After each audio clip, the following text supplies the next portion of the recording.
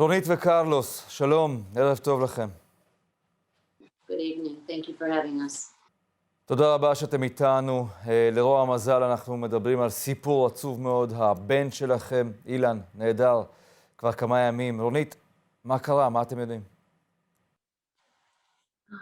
You know, as parents, we tend to always tell, don't drive late, don't jump over the cliff, don't fly out of an airplane, don't do this, don't do that.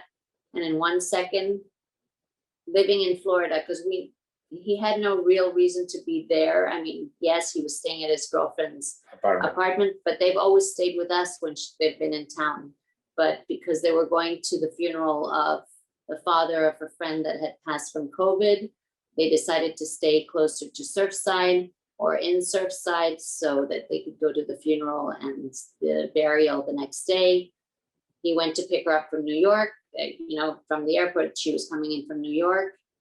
And that's pretty much the last we saw of him. ושניהם היו בבניין? They both were sleeping in the building, correct? They went to sleep only for one night because they, generally speaking, they don't live there. They don't go there. Only their parents used to go many years ago. It's a 40 years old building, and they were owners from the beginning. It's not that something that they didn't know. I mean, of course they didn't know about what was going on with the building, but they were. It's also missing, and we miss them both. They were on the weekend at home. We have Shabbat, all of us together.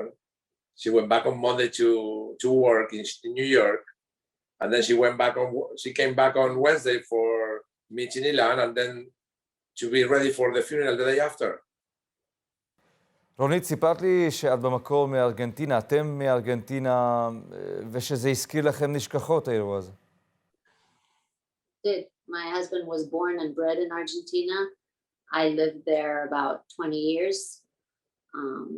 Actually, much less. I'm thinking I've lived in the United States for 20 years. I lived 10 years in Argentina. And we all know what Argentina is like. We decided to make a change for the future of our children, and we brought them to the United States. And we thought that these things, I mean, not everybody thinks that these things that do not happen here. Actually, it shouldn't happen anywhere in the world. But if there is a place where there is some protocol, regulations, codes, building codes, this is like a bomb. I mean, I'm talking to you as an Israeli.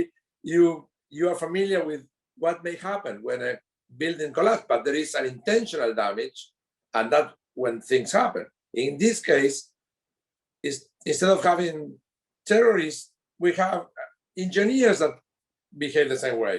It's totally wrong. The one thing we can say is that we really, really wanted the IDF to be here. We thank Israel enormously for sending them.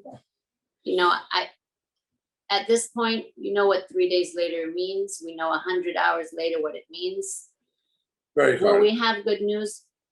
I don't believe so. But it's something about the soul that when we see our green uniforms and the way they perform and their protocol, they came in the 3rd day. Nobody asked us before that. What was the apartment looking like? What was the floor plans? What furniture? What things were in there? Does that person have marks? What clothing do they have? They asked us questions with sechel, with brain. No one asked us that before. But again, we're on day 3. Well, now 4, yeah. 4, 5. We've lost track. The truth is, I shouldn't say this, and people will probably judge me. We've been sitting Shiva without a body. Because to wait like this, when you see the rubble, he's buried. Already. אז 3 ימים אחרי שהאירוע הזה קרה, 100 שעות מאוחר יותר, האם אתם חושבים שיש עוד אופציה לחדשות טובות? When you don't have a body, you still have illusion.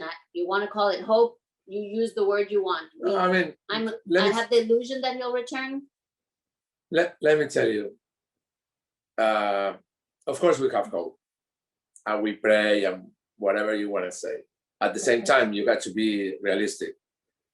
Whoever jumped or fell from an 8, 9, or 12-story building.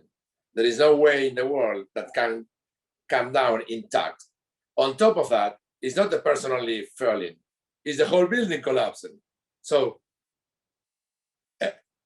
we watched the videos and we watched the pictures. The truth is, you know, it's like watching a movie. You see it and you're like, oh, but if they survive and this, and it looks kind of like paper, but when you go see the site,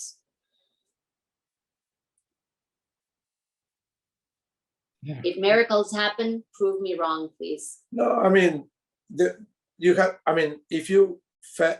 if one story or one floor fell down on top of another one, and there are some air pockets, as I call it, where a bar of concrete is falling down on a triangular, yes, but in this case, the whole building disintegrate, kind of. So I'm not saying that there is no air pocket, but very hard, you know, very, very. פשוט בלתי נסבל. אגב, זה אילן שמצולם שם מאחוריכם בתמונה? No, my daughter. It's Michal. Michal.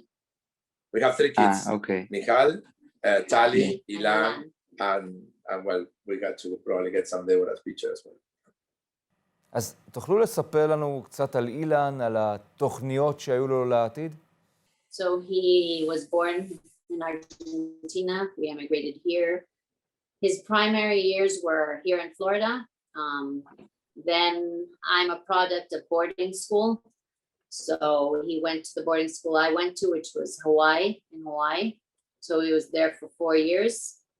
And then he went to the University of Chicago. He's a physics major and a molecular engineering minor.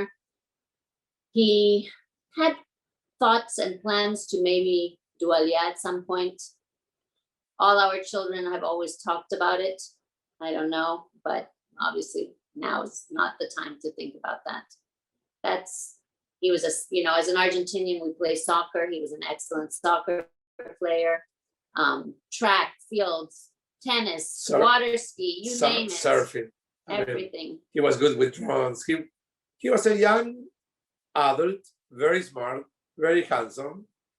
And I don't need to say anything about my son, but his friends, the people in Hawaii, the people in Chicago.